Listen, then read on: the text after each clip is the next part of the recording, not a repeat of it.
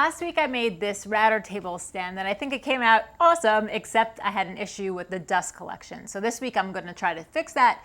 I'm going to try some things that I thought of and also some suggestions that you guys wrote in the comments in the video. So hopefully I can try to fix this. The first and easiest solution people recommended was to flip the slots I made on the door from the top to the bottom. As you can see, this did not make a difference. So the next thing to try was to move the dust collection inlet from the top of the compartment to the bottom. This is an easy fix. I removed the back of the cabinet that was just held in place with brads and removed the back panel of the center compartment that was just held in place with screws. I'm happy that I didn't use glue, so I was able to make this adjustment. After unscrewing it, I knocked it out and flipped it over so the dust collection inlet was at the bottom portion and I could screw it back into place. I had really high hopes for this fix, seeing as it was the most popular suggestion, but as you can see, it did not help at all. Some other people suggested that the box should not have any holes and should be completely sealed up. So I taped up all the holes to get a good seal, and this was probably the worst result so far. All the dust was collecting right by the door. I thought maybe this was because there was too much space under the inlet, so I added in some scraps to raise the height of the bottom compartment so it was in line with the inlet. And for some reason, I flipped the door again so the slots were at the top, and that didn't really help either. Off camera, I did it with the slots on the bottom, and that had the same result. So I thought that I could add some more scraps to the sides to help guide the chips towards the inlet, which was difficult because of my router lift. That black portion on the bottom left was kind of getting in the way, so I just added a smaller piece at the back to block off the corner, and that didn't work either. Probably because these slots are at the top. Right. So I flipped the door again so the slots would be in line with the inlet at the back of the cabinet, and that was by far the best one yet. So, working off this idea of guiding the chips towards the back, I took two scraps and cut a slight angle on them using a tapering jig, and then placed those under the false bottom I put in place so that it was angled towards the back. Then took some more scraps and set them on an angle, blocking off the bottom corners.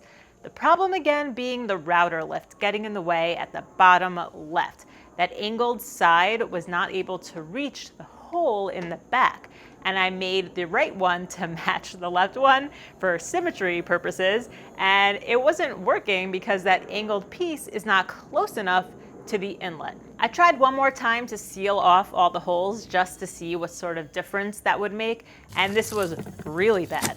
Super big chips. Air is definitely required from some part of the compartment to make this work. So now, based on all the info I got from all these tests, I realized I needed the slots in the door at the bottom, and I needed to make all these scraps slope towards the back as close as possible to the inlet, but that's not so easy with my router lift in the way. So to bring the side angled piece as close as possible to the inlet at the back, it will require a second angled piece at the back that will help guide the chips closer to the inlet.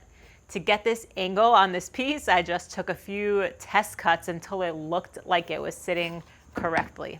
So the edge of that little back flap is right next to the inlet, and it's taped onto the side angled piece so that the chips can flow around my router lift and be directed towards the back. And for the right side, I just used another scrap that would butt up against the inlet at the back as well. Oh, and these pieces also had a slight angle cut on the back ends of them because the two scraps that are under the false bottom are angled towards the back from one of my previous tests. And finally, very minimal amount of dust. I am happy with this. So I decided to use some hot glue to hold all the pieces in place and close up any of the gaps.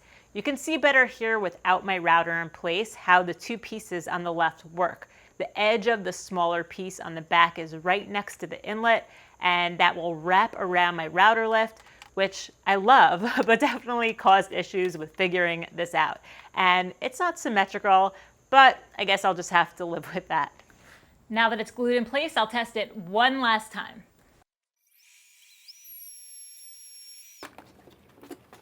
So looking inside, there is a very, very minimal amount of dust, and I'm very happy with this.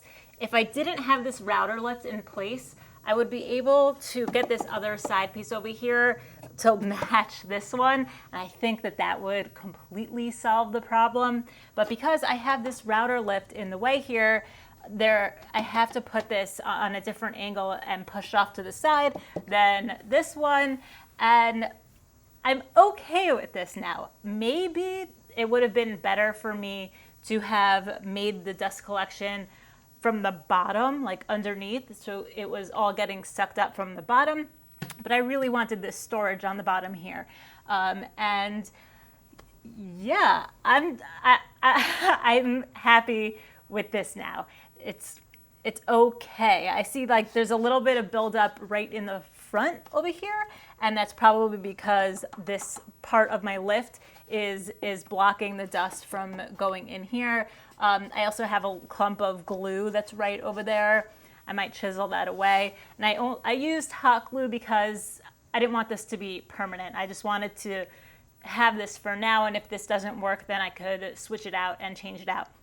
But for now, I think it's fine. So and also another thing, the holes that I made on the doors.